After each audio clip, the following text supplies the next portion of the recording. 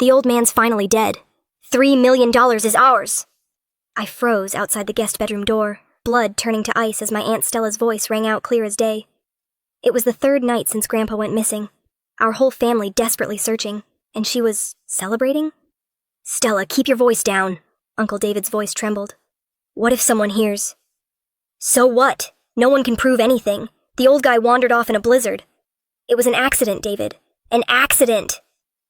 I heard the clink of champagne glasses. They were toasting. While my dad was still out there calling search and rescue teams, while my mom's eyes were swollen from crying, my aunt and uncle were celebrating my grandfather's death. My hands shook. I pulled out my phone, hit record, and pressed my ear against the door. If you're watching this, hit subscribe right now because what I discovered about this murder plot will make your blood boil. And trust me, the twist at the end will satisfy you to your core. Let me tell you from the beginning how the two most ruthless people I've ever met plotted to kill my grandfather, and how justice found them in the most satisfying way possible. My name is Emily Henderson, 28, an elementary school teacher in Seattle. My family wasn't wealthy, but my grandfather, Drake Henderson, a 76-year-old self-made man who built a successful logistics company from nothing, had an estimated net worth of $3 million. $3 million. Enough to turn people into monsters. In his old will, that money was split equally between his two sons, my dad James and my uncle David. But everything changed when David married Stella 5 years ago. Stella Moreno, 35, was an attractive woman with glossy brown hair and sun-kissed skin. She knew exactly how to charm Grandpa, cooking his favorite meals, taking him to doctor's appointments, buying gifts for every occasion. She even learned Italian to speak with him in the language my late grandmother used. At first, we all thought Stella was the perfect daughter-in-law, but I, with the suspicious nature of a teacher who'd seen every parental manipulation tactic, started noticing something off last Thanksgiving. That day, the whole family gathered at Grandpa's house in Bellevue, a spacious 2-story with a backyard full of maple trees. Everyone was preparing dinner when I overheard Stella's voice from Grandpa's study. "You need to convince him to change the will. We deserve more than that." Her voice was tight with tension. "Stella, not now. Dad's still healthy," Uncle David replied. "So what if he's healthy? He's 76, David. We can't wait forever. What has your brother done to deserve half? We're the ones taking care of him." I stood outside the door, cold creeping through me. Not because of what she said, but how she said it. Calculating, cold, without an ounce of affection. Like Grandpa was just an investment that needed to pay out. From that day, I paid closer attention. I noticed something disturbing. Whenever my parents visited Grandpa, Stella always had a reason to interrupt. Suddenly, he had a doctor's appointment, or unexpected guests arrived, like she was deliberately isolating him from my dad. But before I could do anything, the first blizzard of winter hit, bringing with it a plot more sinister than I could have imagined. In early December, Uncle David invited Grandpa for a weekend getaway at a cabin rental in the Cascade Mountains, near Leavenworth. Stella was going too. They said they wanted to enjoy the early snow, and Grandpa, who always loved nature, agreed immediately. My parents weren't invited. When Mom asked, Stella said, "It's a small cabin, only room for 3. Next time we'll all go together." I felt uneasy watching Uncle David's Jeep Cherokee roll away from Bellevue that Friday morning. Grandpa waved through the window, his smile bright as always. I didn't know it would be the last time I'd see that smile for many days.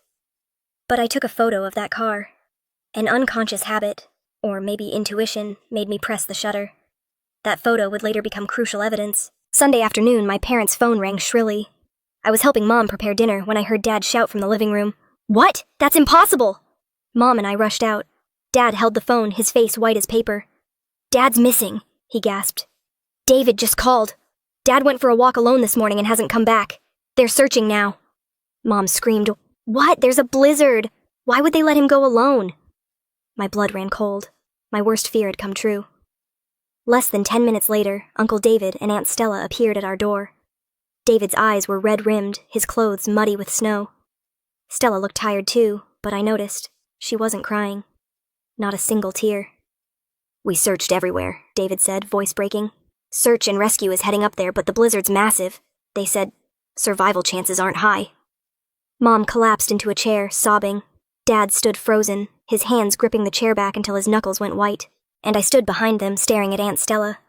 She sat on the sofa, arms crossed, eyes distant, cold, remote, and completely without worry. And then, just for a moment, I saw the corner of her mouth lift. a fleeting smile. So quick I almost thought I imagined it. But I didn't. For 3 days, my parents barely slept. Dad drove to the Cascades every day, joining the search and rescue teams combing the area around the cabin. Mom stayed home, constantly calling police stations, hospitals, even nearby shelters. I took time off from teaching to help. We printed hundreds of flyers, with Grandpa's photo, posting them throughout Leavenworth and Seattle. Every call from police made my heart stop, but they all brought bad news. Nothing found yet. Meanwhile, David and Stella frequently visited my parents' house.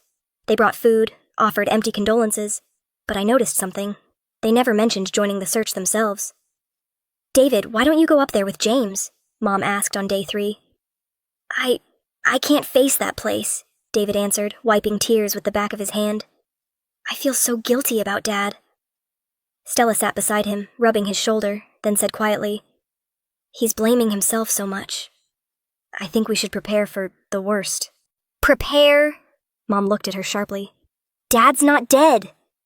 "Of course I'm just being practical," Stella replied coldly. "But under Washington law, if someone goes missing in life-threatening circumstances, after 7 years the family can petition for legal death declaration. We need to know that to arrange finances." The room went silent. Dad stood up, face flushed. "Dad's been missing 3 days, and you're already talking about finances?" "James, you misunderstand," David quickly interjected. "Stella just wants to help." But I didn't think so. I looked into Stella's eyes and saw something dark, calculating.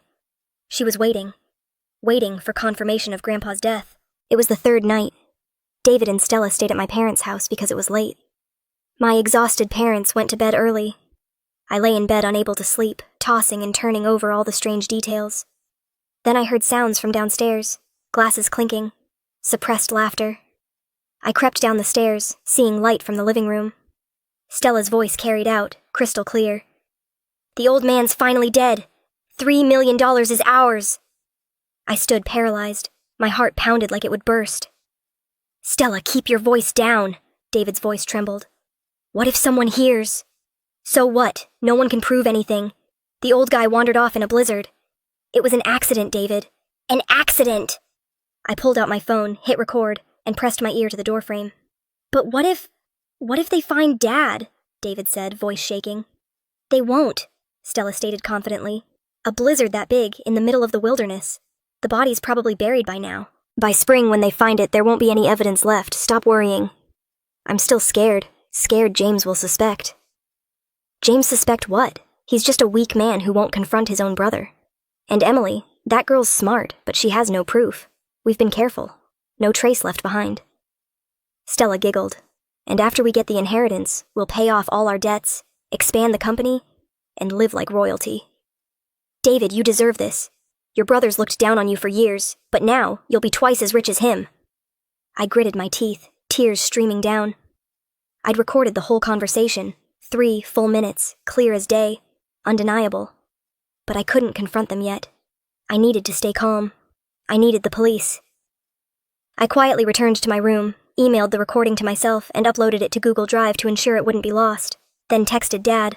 "Dad, I need to see you and the police first thing tomorrow. Urgent. Don't say anything to Uncle David." The next morning, Dad and I met Officer Martinez at the police station. I played him the recording. After listening, Officer Martinez looked grave. "This is significant evidence, but I need to verify more. Can you tell me any other details?" Dad pulled out the wool scarf. "I found this in the trash at the cabin. It's a scarf Dad treasured, knitted by my late mother 20 years ago. He'd never throw it away."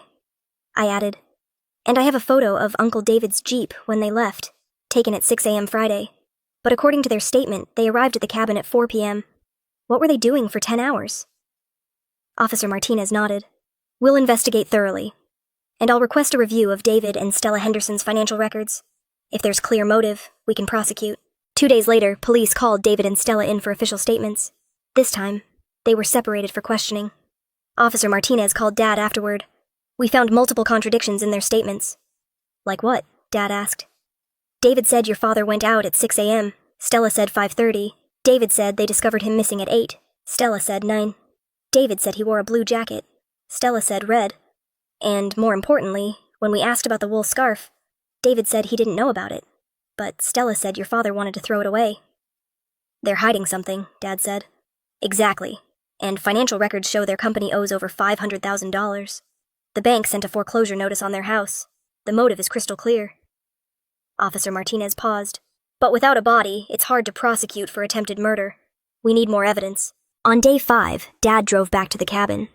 This time, he brought a forensic expert to examine the scene. They found another crucial detail: footprints. 2 sets leading from the cabin into the woods, but only 1 set returning.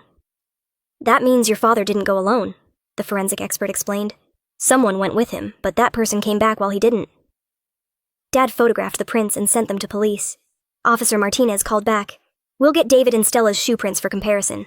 If they match, we'll have more evidence. A neighbor speaks up. Meanwhile, a neighbor of David's, Mrs. Margaret Chen, 68, contacted me through Facebook.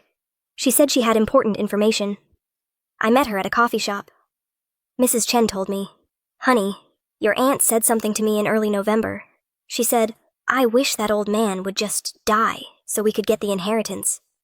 I thought she was joking then, but now that I hear about your grandfather missing, I'm horrified." "She said exactly that?" I asked, heart-pounding. "Yes, and there's more. The day before they left, I saw her buy a book about survival in the wilderness. I asked why, and she said to know how people die in the woods. I thought it was strange, but didn't dare say anything." I documented Mrs. Chen's statement and asked her to be a witness. That evening, David and Stella visited my parents' house again. They didn't know the police were investigating deeper. When Mom brought out the wool scarf and asked about it, Stella's reaction made me shudder. "Oh, that old thing?" she said casually. "Dad said it was worn out, wanted to toss it. I was just helping him." "That's impossible," Mom cried. "Dad would never throw this away. It's a memory of his mother." Stella shrugged, face cold. "I'm telling the truth. If you don't believe me, that's your problem." At that moment, I couldn't take it anymore. I played the recording on my phone. "The old man's finally dead. $3 million is ours." Stella's voice rang out from my phone speaker, clear and undeniable. The room went dead silent. Stella's face went white. David stood up, trembling. You recorded us?" "Yes," I said coldly. "I recorded everything, and I've already given it to the police." Stella screamed, "You bitch! You had no right! That's invasion of privacy." "Under Washington law, I had every right," I replied. Two-party consent only applies when there's an expectation of privacy. You were talking loudly in someone else's living room. No privacy. And this is evidence of a crime, so it's completely legal. Dad stood up, pointing at Stella. "You're hiding something, I'm sure of it." David also stood, face ashen. "What are you saying? Stella didn't do anything wrong." "Nothing wrong?" Mom shouted, tears streaming. "Then why did she say the old man's dead? Why was she celebrating?" Stella stood, face ice cold. "I don't need to listen to these baseless accusations. David, we're leaving." But David didn't move. He stood still, looking at Stella with terrified eyes. "Stella, what have we done?" "Shut up!" Stella screamed, then turned and left. Day 7, exactly 1 week after going missing. A miracle happened. My parents sat in the living room, staring blankly at TV news reports with hopeless updates from rescue teams, when the doorbell rang. I opened the door, and nearly fainted. Grandpa Drake Henderson stood there, face gaunt, beard overgrown, clothes tattered but eyes still bright. Beside him was a man about 50, wearing a thick fur coat, a large backpack on his shoulder. "Emily, sweetheart," he said, voice hoarse. "Grandpa's home." I screamed, "Dad! Mom! Grandpa's back!" Mom ran out, saw him, collapsed to the floor, crying. Dad hugged him tight, tears streaming down his face. "Dad, you're alive! You're alive!" Dad repeated, voice breaking. Grandpa sat on the sofa, hands trembling as he held the hot tea Mom made. The stranger, who introduced himself as Tom Bradshaw, a retired ranger, sat beside him. Grandpa told us, "That morning I woke at 5 a.m. Stella told me to go outside to see the snow before dawn, said it was the most beautiful time. I put on my coat, hat, and scarf.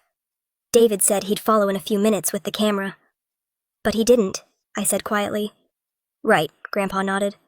"I walked about 200 meters when I heard David calling from behind. 'Dad, go a bit farther, there's a better view over there.' I followed his voice, but it kept getting more distant. Then the blizzard hit hard. I couldn't see anything, tried to return to the cabin but got lost. I wandered in the woods, fell down a slope, and got buried in snow."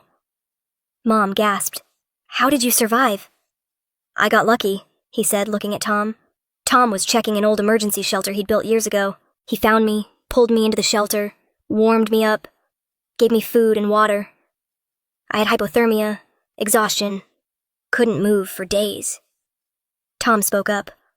I don't have a phone, and the shelter's deep in the woods with no signal. I had to wait until Mr. Henderson recovered enough to walk to the main road. And today, we finally made it out, Grandpa said, voice trembling. But there's something I need to tell you all. He paused, eyes turning cold. I believe David and Stella deliberately abandoned me. Dad, what are you saying? Uncle David shouted, face pale. We were sitting around the dining table, my parents, Grandpa, Tom, me, and David with Stella. Dad called them over right after Grandpa returned, without explaining why. Just said it was urgent. When they saw Grandpa sitting there, Stella's reaction said everything. Her face went white as a sheet, lips trembling, eyes wide like she'd seen a ghost. David wasn't much better. He stood frozen, sweat pouring down despite the heater running.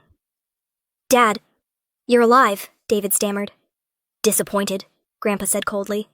No, Dad. I'm so relieved. But what do you mean we deliberately abandoned you? Grandpa stood, pulling from his pocket a phone, his own phone. Tom helped me find it in my coat. It still works, and I checked the message history. He opened the phone, showing everyone. It was a text conversation between David and Stella, sent the night before the trip. Stella, tomorrow's the opportunity. Blizzard's coming. No one will find him. David, I'm so scared. What if we get caught? Stella, we won't. We just need to make sure he goes far from the cabin. Nature will handle the rest. David, so I lead him away, then you stay at the cabin? Stella, exactly. You call him to go farther, then quietly come back. No one will know. The room fell into absolute silence. Stella bit her lip, face ashen. David shook his head frantically. No, it's not like that. Stella was just joking. Joking, Mom shouted. Joking about murder? Dad, I'm sorry. David fell to his knees, tears pouring. I didn't want to do it, but Stella said we needed money. The company was hemorrhaging. The bank was foreclosing on our house. Stella said if you passed away, we'd inherit and solve everything. And you believed her? Dad said, voice ice cold. You were willing to kill your own father for money? Stella stood, face twisted. I didn't force him to do anything. David volunteered. Shut up. David turned on her, eyes bloodshot. You told me to do it. You said everything would be fine. Now Dad's alive and I'm going to prison because of you. Prison is certain, Grandpa said quietly. I've already contacted my attorney, Richard Caldwell. He'll represent me in prosecuting you both for attempted murder and elder abuse. 3 weeks later, the trial took place at King County Superior Court in Seattle. The courtroom was packed, not just with our family, but dozens of reporters and curious citizens after the case made the news. I sat in the front row next to my parents. Grandpa sat at the witness table, face solemn. Attorney Richard Caldwell, a silver-haired man about 65, famous for his sharp advocacy, sat beside him. Stella and David sat at the defendant's table with separate lawyers. Stella maintained her cold demeanor, while David constantly wiped sweat and stared at the floor. The judge, Judge Patricia Morrison, a stern woman about 55, banged her gavel. Court is in session. Prosecution, please present. District Attorney Marcus Green stood, voice resonating. Your Honor, today we will prove that Stella Henderson and David Henderson deliberately abandoned Drake Henderson, a 76-year-old man, in a blizzard with the intent to steal a $3 million inheritance. This is not only attempted murder, but severe elder abuse under Washington law. DeGreen systematically presented the evidence. Text messages between David and Stella. Messages on Grandpa's phone clearly showing the conspiracy. Emily's audio recording. The recording I captured with Stella's voice clearly saying, "The old man's dead. $3 million is ours." Tom Bradshaw's testimony. Tom described finding Grandpa in severe hypothermia, exhaustion, and disorientation. Signs of prolonged abandonment. Contradictory statements. Police documented different accounts from David and Stella about timing, proving they'd hidden the truth. The wool scarf. Dad testified about finding Grandpa's treasured scarf in the trash. Evidence of attempted cover-up. Footprints at the scene. The forensic expert presented evidence of 2 sets of prints going into the woods, only one returning, proof David led Grandpa away then abandoned him. Mrs. Chen's testimony. The neighbor testified about Stella saying, "I wish the old man would die. and buying a survival book to know how people die in the woods. Financial records. Attorney Caldwell presented evidence showing David and Stella's company owed over $500,000. The bank had sent foreclosure notices. Financial motive was crystal clear. As each piece of evidence was presented, Stella's face grew grayer. David was already sobbing, shaking his head as if to deny everything. The most powerful moment was when Grandpa testified. He sat in the witness chair, hands gripping the microphone, voice trembling but steady. I trusted my son. I trusted my daughter-in-law. I thought this trip would be a chance to bond, to understand their lives better. Instead, they used my trust as a weapon to try to kill me. He paused, voice breaking. I'm 76 years old. I don't have many years left, but I don't want to die in betrayal. I want to live to see justice served and to protect my other children, the ones who truly love me. He looked directly at Stella. Stella, you deceived me. You turned trust into a weapon to harm me. But I won't let you escape. Then he turned to David, voice softer but full of pain. David, you're my flesh and blood. I raised you, loved you, hoped you'd become a good man. But you chose money over your father. Do you know? The most painful thing wasn't being abandoned in the snow. It was knowing my own son wanted me dead. David sobbed uncontrollably at the defendant's table. Grandpa continued, voice rising. But I want to tell everyone. Family isn't just about blood. True family is about love, respect, and loyalty. Anyone without those things doesn't deserve to be called family. The entire courtroom fell silent. I saw several people in the gallery wiping tears. Even Judge Morrison paused, reaching for a tissue. After 3 days of trial and 2 hours of jury deliberation, the judge delivered the verdict. Stella Henderson is found guilty of attempted murder in the first degree and elder abuse. The defendant is sentenced to 15 years imprisonment, no early parole. David Henderson is found guilty of complicity to attempted murder and elder abuse. The defendant is sentenced to 8 years imprisonment, eligible for parole review after 5 years with good behavior. Judge Morrison banged her gavel, voice stern. Additionally, the court orders the defendants to pay Drake Henderson $250,000 in damages for emotional distress and legal fees. All assets Drake Henderson previously supported, including mortgage payments, business loans, and credit cards, will be frozen and recovered. Stella stood, screaming, This isn't fair! I didn't do anything wrong! That old man's making it up! Judge Morrison banged her gavel hard. Order in the court! Defendant will be silent or face contempt charges.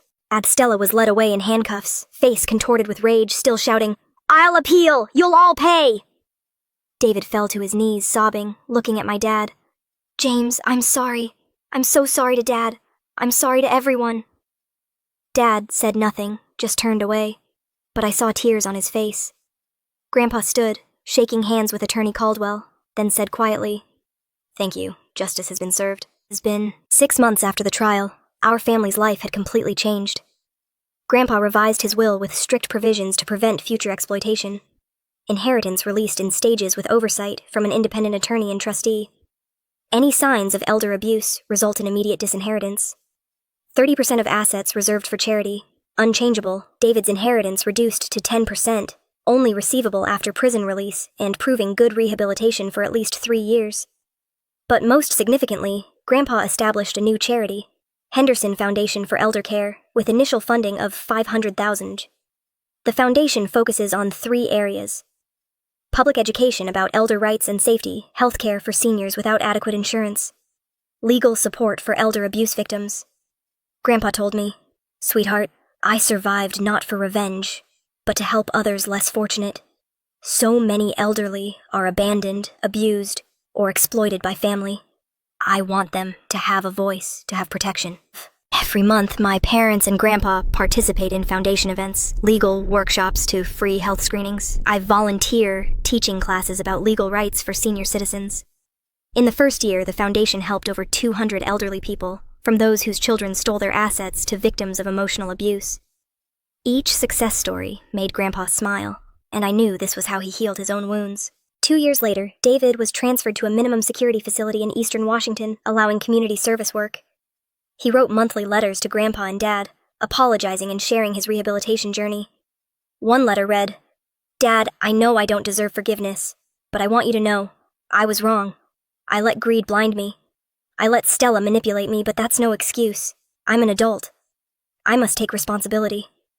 Every day in prison I think about you, the cold you endured, the fear you felt. I'll never forgive myself. But I'm asking for a chance. Not now, but when I prove I've changed. I love you, Dad. My dad, always soft-hearted, visited him once. He came back saying, David's changed. He really regrets it. He's learning carpentry, wants to start over after release. He says he wants to spend the rest of his life making amends. Grandpa didn't visit but said, if David proves he's truly changed, I'll give him a chance. But not now. Trust takes time to rebuild, and I'm not sure I'll live long enough to see that day. I held his hand. You'll live a long time. We need you. As for Stella, she showed no remorse. She appealed twice, both rejected. Each time her lawyer requested sentence reduction, Grandpa refused. Stella doesn't deserve forgiveness, he said. She tried to kill me, and I'll never forget. Grandpa's story made the news and became a case study in Washington state elder abuse training programs. Many other seniors, after hearing the story, found courage to speak up about their experiences. Numerous new cases were prosecuted. An 82-year-old woman named Mrs. Liu contacted our foundation.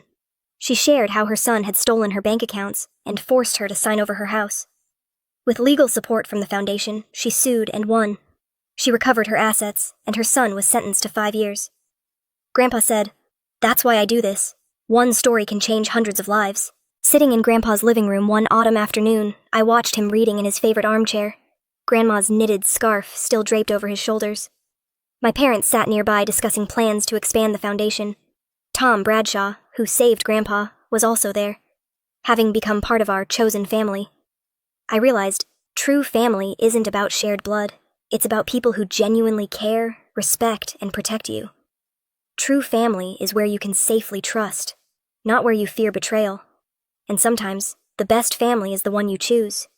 People like Tom Bradshaw, a stranger who saved Grandpa's life. Or attorney Richard Caldwell, who fought for justice. Or the community of volunteers in our foundation, who join us in protecting the vulnerable. I also learned greed can turn people into monsters, but compassion can turn pain into power to change the world. Grandpa once told me, Emily, don't let bad people make you bitter. Let them remind you to become a better person. And I did. I continued teaching, participating in the foundation, believing in human goodness, despite witnessing humanity's worst. If you or someone you know is experiencing elder abuse, please call the National Elder Abuse Hotline immediately. 1-800-677-1116. You're not alone. Help is available. And remember, speaking up isn't betraying family. It's protecting someone you love. If you enjoyed this story, please like and subscribe for more incredible true stories. Share your thoughts in the comments. If you were Grandpa in this situation, would you forgive your son? Or have you witnessed or experienced elder abuse? I'd love to hear your perspective. Leave a comment, and please share this video so more people recognize the warning signs of elder abuse. Together, we can protect the vulnerable elderly in our communities.